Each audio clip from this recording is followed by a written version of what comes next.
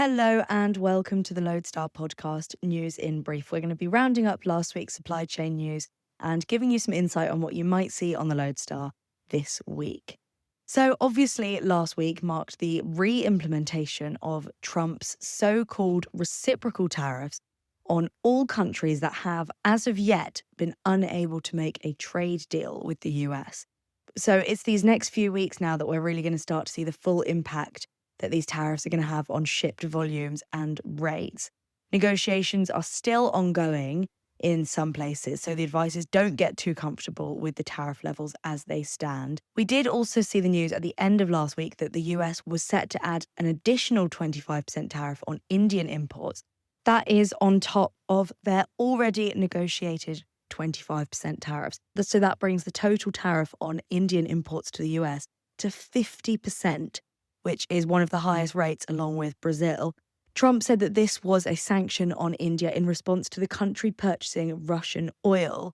CEO of Transport Intelligence, John Manners-Bell, told us that this will throw many global manufacturers' China Plus One strategies into disarray. Obviously, because India has been a main alternative to China for sourcing, particularly for phone manufacturers. Like Apple, we recently saw they moved a significant portion of manufacturing to India. And John Manners-Bell said that given that one of the primary reasons for these tariffs were to lessen the US economy's dependence on China, he said that these new tariffs seem a bit self-defeating. In Europe, the fallout of all this uncertainty saw a Q2 drop in European road freight rates due to weak demand. But the Q2 report from TI, Apply and the IRU noted that the contract rates have inched up a bit in the same period. And they said that the weak demand was likely only to be short term, so perhaps some positive outlook on the horizon for European hauliers. In the US road freight sector, we reported that shipment volumes rose 2.4% from the first quarter.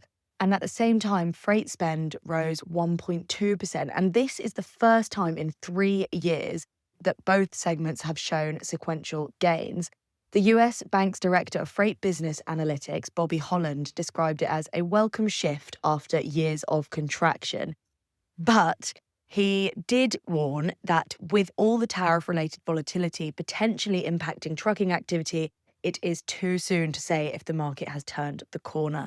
So that is definitely one to watch. As I said at the start, it is the second half of the year when tariff rates are set and hopefully remain concrete that we will see the real impact on volume demand across sectors. And obviously, while the tariffs have been getting a lot of media attention these past few months, there is also the continued threat of the Houthi attacks.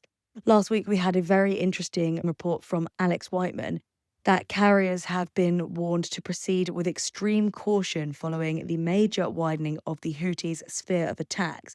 That was announced the week before last, but the Houthis warned they would target all ships that belonged to any company calling at Israeli ports. That includes Haifa. A Loadstar analysis, with the help of our friends at EC, found that Hapag-Lloyd, Ocean Network Express, Yangming and CMA CGM could all be vulnerable based on slot charter agreements, even if they don't directly call at Israeli ports with their owned vessels. Now, to talk a bit more about the dynamics impacting the ocean freight market, I'm joined by ex-Loadstar writer, chartered shipbroker and owner of MJW Consulting, Mike Wackett. I'm just cutting in here with a brief intermission. I do have to give a brief disclaimer about this next part of the pod. So I had a great chat with Mike, and this was a call that I recorded for the podcast, but it does unfortunately sound like Mike has called in from a submarine, although I'm pretty sure he actually called in from Essex. So it's just an annoying technical glitch, but the content of what he is saying is very interesting, so I did not want to cut it out. But just bear with it and we'll return to our usual crisp quality next week. Thanks for joining me, Mike. It's great to have you back with the Loadstar to join me on the podcast today. Hi there, Charlotte. Great to be back on the Loadstar News Brief Pod. Well, last week was a continuation of the Q2 earnings report, and we had quite an interesting set of numbers from Maersk. We've spoken a bit about this over WhatsApp, Mike, so I'm keen to hear more of your thoughts on what their numbers indicate. I'm just going to set a bit of context before we get into it. Maersk saw a revenue growth of 2.8% from the previous year, an EBIT of $845 million, and an EBITDA of $2.3 billion. So what do you make of this, Mike? Yes, it was a really good performance by Maersk in the second quarter.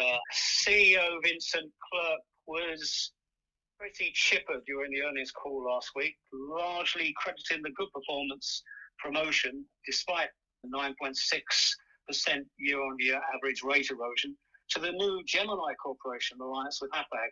Vincent alluded to better flexibility within Gemini to adjust supply to demand than with Maersk's 2M partner MSC. And so far, I've just not heard of any major disagreements from my contacts on Gemini schedules, whereas that was certainly not the case with 2M. And I think it's been a big win-win for Maersk with its terminal business revenue soaring by, I think it's some 20%. And that he credits largely to those Gemini calls. I think it was also no surprise having that H1 under its belt and with good visibility for Q3 to see the typically conservative Maersk adjust its full year from an EBIT break even of 0 to 3 billion to 2 to 3.5 billion. But it does suggest that Q4, which Maersk themselves described as an unknown element, will be challenging for demand, and thus rates will be under intense pressure. And that, I think, explains why Japanese carrier one, whose fiscal year runs from April to March, has slashed its full-year profit forecast from 1.1 billion to 700 million, as it clearly anticipates difficult trading conditions in the next 2 quarters. Yeah, it was interesting, the comparison of the two, and also just about how bullish Maersk were with their full year outlook. It came as a bit of a surprise because most people are expecting demand and subsequently rates to drop in the second half of the year. I think actually that they are also banking on this 90% reliability target considerably to be something of a commercial advantage to them. And in a crunch situation, I think they're banking on the fact that they'll do better than others. And also, generally, Maersk have a lot more cargo under contract than some of the others, so they may be better protected. So to put Maersk's results into context, container trade statistics data showed a global volume uptick of 4% in Q2 from the year before, and Maersk's loaded volumes saw an increase of 4.2% compared to the same period last year. So that puts them just above the average market growth for Q2. Total global first half year volumes were up 4.5% compared with the first half of 2024, according to container trade statistics. So that indicates that demand was very robust in the first half of the year. We're also seeing a big spike in demand for feeder vessels right now, both for new orders and for charter demand. So Mike, having come from a charter background yourself, I was keen to hear your take on this. Why are carriers so hungry to acquire tonnage right now? And how do you see the charter market progressing for the rest of the year? You've got, a situation where demand is increased, and obviously where you get port congestion, there's more requirements for feeder vessels, etc., or shuttle vessels, as Gemini like to call them. And that has kept the charter market very, very firm. The other thing we can say really is that whilst you've got daily higher charter rates significantly in excess of vessel operating costs, and owners having locked in charters for extended charter periods, there's just virtually no scrapping.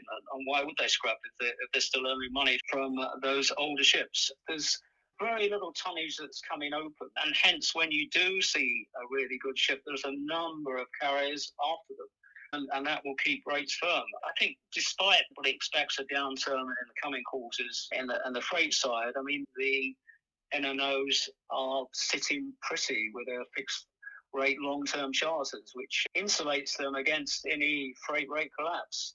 Well, it's interesting you mention a freight rate collapse because last week they declined 3% week on week for the period ending 7th of August. That's according to Drewry's World Container Index. It did note that the heavy fall that had begun mid-July has kind of lost momentum now, and the rate of decrease has actually slowed down considerably. But still, I mean, Shanghai to Los Angeles was down 4% week on week. The Shanghai to New York leg was down 7% week on week. Shanghai Genoa down 4% week on week. Shanghai to Rotterdam was flat. But, I mean, what do you think rates are going to do for the rest of the year, Mike? Do we have any indication? Obviously, as you alluded to there, I mean, rates have been falling for a while, and they're now, I think, on both trades, Asia, Europe, and the Transpac, down something like about 60% on this time last year.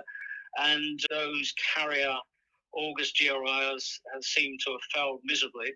There could, I think, be a slight uptick ahead of the Chinese October holiday, but who knows on that one with the Trump tariffs that are hitting everybody. But it does seem at the moment that the only way is down. And then you've got this something like about 2 million TEU of new build capacity hitting the water next year. And that means the outlook is looking bleak for carriers, and particularly those with a high exposure to the spot market. Mike, thank you so much for your thoughts and for joining me this week. It's been a pleasure. Thanks for having me, Charlotte, and I look forward to chatting again real soon. I'm going to finish this podcast by giving you a quick rundown of the air freight market. There wasn't a huge amount of major news in the air freight sector last week. We did hear from stakeholders that the market is at a bit of a crossroads, awaiting tariff confirmation and to see what happens once the de minimis exemption is officially removed on the 29th of August. Trade Data Service showed us some data that revealed not only are seasonal volume peaks and troughs unusual this year, but also the mix of commodities has been shifting drastically from one month to the next. There was a larger surge of high-value commodities front-loaded before the tariffs came in, but recently there's been more of a surge of low-value commodities to get ahead of this de minimis deadline, as I just mentioned. Shippers involved in air freight contracting are advised to make flexible contracts, and many are sticking to the spot market. According to Zenita, global air cargo volumes had risen 5% in July from the previous year. And this is really unusual. Usually we see a bit of a lull in July. But despite this slight pickup, global air cargo spot rates declined in July to $2.55 a kilogram. That is 2% lower than July 2024. This is all very volatile and it depends on each trade lane because they vary drastically. Asia to Europe has been very robust and seen a very large injection of capacity recently as carriers look to more stable markets.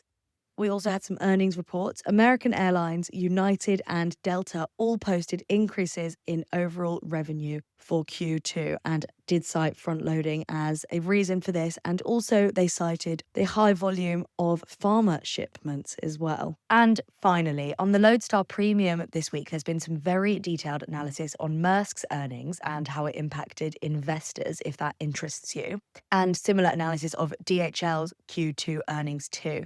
There was a look at management changes for Expeditors and also an update to the ongoing Expeditors court case that we've been covering. And of course, Premium released an exclusive look at Alex Lennane's long read on what it's like to be taken over, with a specific look at DSV. This is really interesting. It focuses on culture shifts at a company that undergoes a merger or an acquisition, and gives you some advice on what to do if you find yourself in that position, which it seems like is becoming more and more likely. And if you are intrigued by this, you don't have to miss out if you're not subscribed to Loadstar Premium, although you should subscribe to Loadstar Premium, of course. But this article is going to be released in 4 parts on the main Loadstar page, so keep an eye out for that this week.